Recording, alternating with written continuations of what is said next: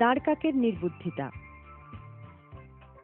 পাখিদের মধ্যে ঈগলের শক্তি ও দৃষ্টি খুব বেশি, তাই তো ঈগল পাখি অনেক অনেক উঁচু থেকে তার শিকার দেখলে তা ছুঁ মেরে নিয়ে যেতে পারে। একদিন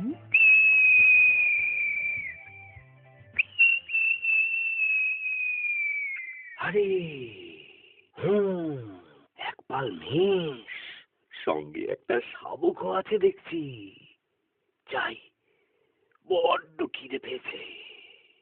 আর ঈগলটা খুব উঁচু থেকে দ্রুত গতিতে এসে মেষ শাবককে ছুঁ মেরে তুলে নিয়ে গেল।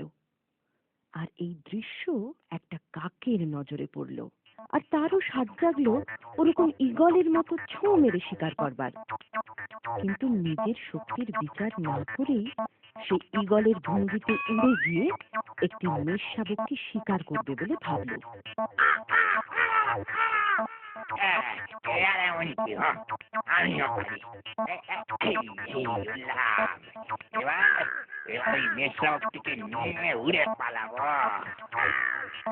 আর যেই না সে মেষ শাবকের পিঠে ছোঁ মেরে তাকে নিয়ে উড়ে পালাতে গেল,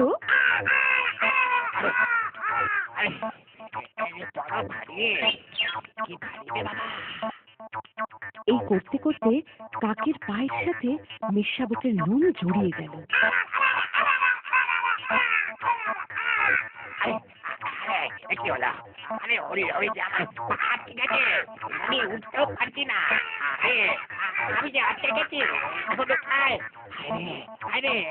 আমার সাধ্য না থাকতেও ঈগলের নকল করতে গেলাম। ওরে বাবারে, ওরে বাবারে, ওই যে মেষ পালক আসছে।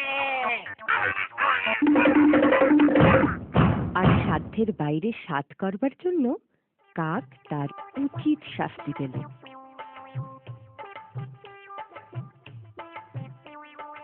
নিজের ক্ষমতার বিচার না করে অন্যকে দেখে যে কোনো শক্ত কাজ করতে চায়, সে কিন্তু সর্বদাই ঠকে।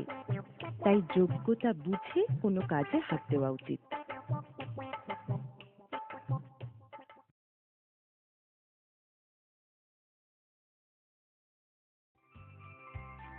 দাঁড়কাকের নির্বুদ্ধিতা। পাখিদের মধ্যে ঈগলের শক্তি ও দৃষ্টি খুব বেশি, তাই তো ঈগল পাখি অনেক অনেক উঁচু থেকে তার শিকার দেখলে তা ছুঁ মেরে নিয়ে যেতে পারে। একদিন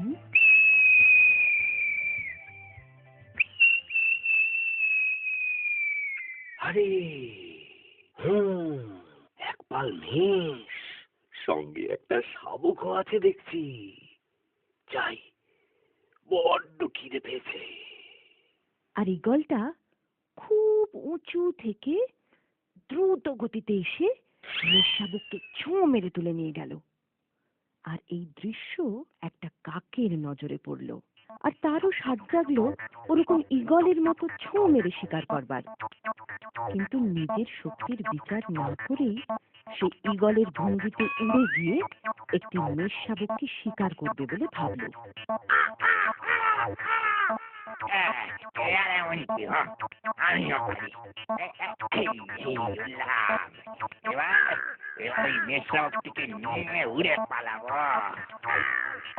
আর যেই না সে মেষ শাবকের পিঠে ছোঁ মেরে তাকে নিয়ে উড়ে পালাতে গেল,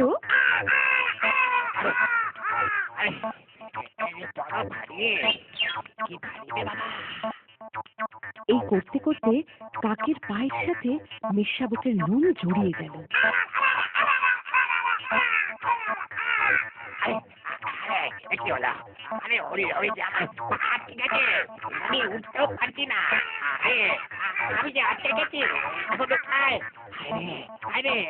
আমার সাধ্য না থাকতেও ঈগলের নকল করতে গেলাম। ওরে বাবারে, ওরে বাবারে, ওই যে মেষ পালক আসছে। আর সাধ্যের বাইরে সাধ করবার জন্য কাক তার উচিত শাস্তি পেল।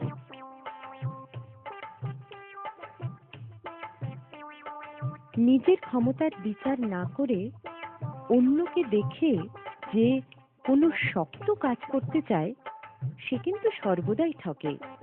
তাই যোগ্যতা বুঝে কোনো কাজে হাত দেওয়া উচিত।